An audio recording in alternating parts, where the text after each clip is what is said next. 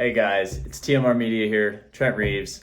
I'm gonna be coming at you with a what's in my camera bag. I'm also gonna be going over some big upgrades I've gotten recently. So first of all, to start off, I'm gonna go with talking about the bag I'm actually using. I use the Low Pro Flipside 300. It's a pretty good like mid-size bag. I wouldn't say it's like large by any means. Fits a good amount of stuff in here though. As you guys are about to see, I'm gonna break it down here real quick. So we're gonna start out with the camera. So first things first, I love shooting on Canon. I picked up the EOS R. Put it into the light here a little better. I love this camera. I bought this back in 2020. Really good for anything photos. Shoots on like, I believe 32 megapixels. Don't quote me on that. Not extremely 100% on that, but that's fine. This was my first mirrorless camera, and to be honest, I was really happy with the upgrade. I was coming from a 70D Canon, which I also really loved, but I definitely could see some shortcomings at the time. I had picked this up in 2020, so that 70D was rather outdated already at that point, so it was a big upgrade for me. All right, and the second thing I'm gonna run over here is my trusty Canon lens. So this is actually a pretty standard lens. It's just the RF 35mm by Canon. It's a 1.8, so nothing crazy here. Let me find this here for you.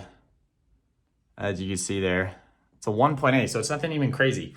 But I use this thing for almost anything wide. I use it for car shots, for portraits, landscape. I use it for whatever you could think of, really. I mean, it's a really good lens. It allows you to really capture the entire scene, especially for what I do, car photography. It's pretty solid. You can really capture a whole background and like capture the whole environment of what you're shooting. So it's a really good way to do that. All right, guys. So as you can see, the video quality probably just switched up a little bit. So the reason I went over the camera and the 35mm first was because that's what I need to film the rest of this video on. So now we're gonna get into the rest of it. So as you guys can kind of see, this is how I actually have it laid out. I can actually fit quite a bit in here for being such a small bag. I usually have my camera here, and then that little 35 actually creeps right in this little corner. There you go, you can see it. First lens we'll go over will actually be my newest addition. It is, ta-da, the 100 to 400 millimeter L series Canon lens. So this one has an f-stop of 4.5 to 5.6, all the way down to that, even up at the longest zoom. Anyways, so this thing's amazing. Spectacular lens. I just picked this up mostly for motorsports related stuff. It's really good to get that extra reach out there and still get an amazing bokeh. I did actually use this in a private shoot here recently with a motorcycle.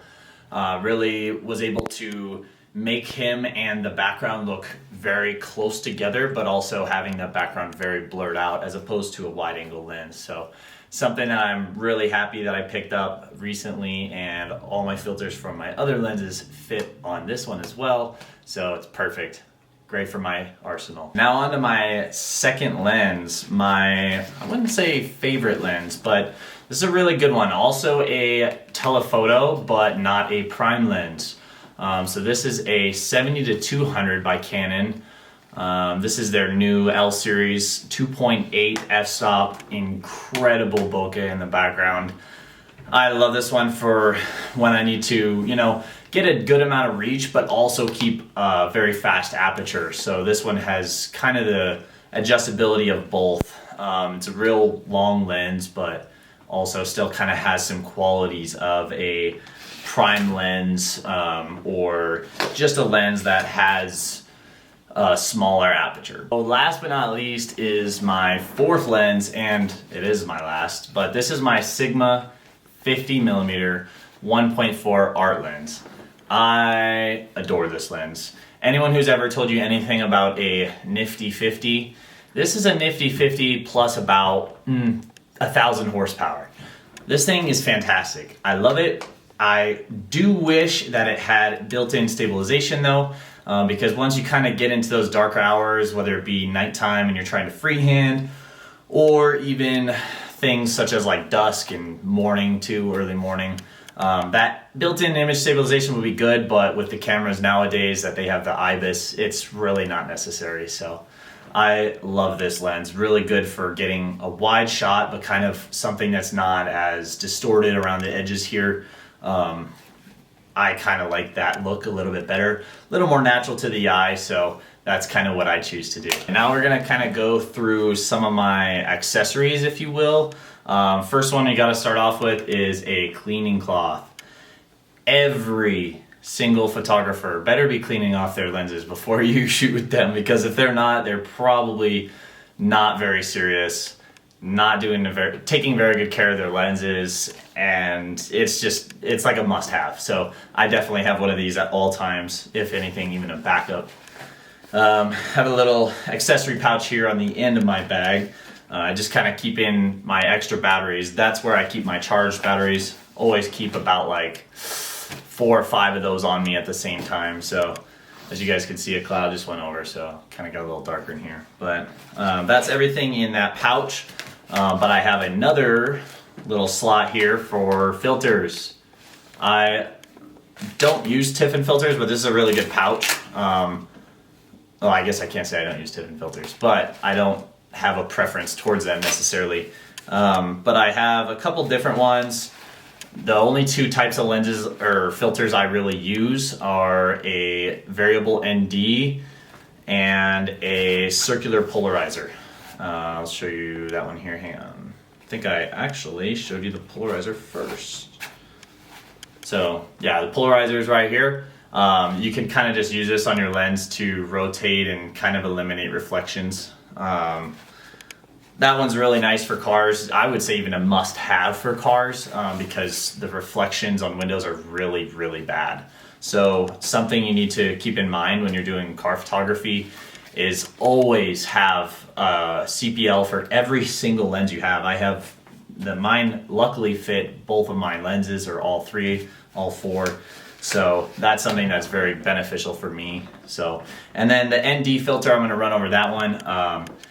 NDs are really good because you can kind of adjust your exposure by turning the rotation ring without actually bumping down shutter speed, aperture, any of that stuff. So without messing with any of the settings in your actual camera, you can externally change the exposure, which is really good for videos because you have to run a certain shutter speed. The next piece is actually just a small little adapter here. Let's see if you can get it here. Boop. See my eye through it. Anyway, so this is just a EF to RF adapter. So even a couple of the lenses I use are still an EF adapter, which is the old Canon mounting system. Now, a lot of the RF lenses are maybe a little bit higher end, a little bit higher price tag as well. So I still use a couple EF lenses. That big 100 to 400 I showed you at first is an EF lens. So I have to use this adapter in order to even use it on my new mirrorless camera. All right, now going around to the back side and the outside. So, all right. So, in the back here, we have a couple very important things. These are, of course, accessories. Always keep a pen on you. You never know when you're gonna have to use it. You know, signing autographs, whatever it might be. Then, Tide pen. You're like, okay, well, why a Tide pen? I'll tell you. Your boy likes nice clothes, but he also likes doing dirty car. So, guess who always constantly stains their stuff? Me. So, I keep one of these on me at all times. Really good for just like when you're on a trip or wherever, even on a photo shoot and you happen to get a splotch of dirt on you for some reason. Like you can use that Tide pen and it gets rid of it pretty good, and then once you throw it in the wash, all gone. Not a Tide advertisement, but they make a good Tide pen. Second thing, or third thing I guess technically, in my back pouch here is my Rode Wireless Go mic. This is something I recently picked up as I started doing video. As you can see, I'm not using it now. I was dealing with a little bit of an issue with it. So I'm trying to get that figured out with a buddy. And then as soon as I get that figured out, I will be pumping this away and using this for everything I shoot video, and it'll be really good.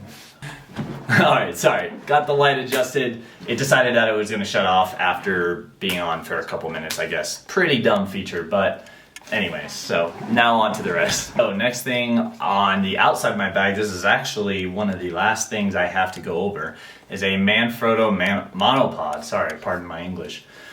Really, really good for those bigger lenses, mostly because once you start to bump up in that zoom range, you're gonna have a lot harder time keeping it steady with just your hands. Not impossible, but one of these is definitely a lifesaver on your forearms and also helping getting those stable shots for when you need them. Last thing I have is it's a Godox transmitter. I use this for my light here.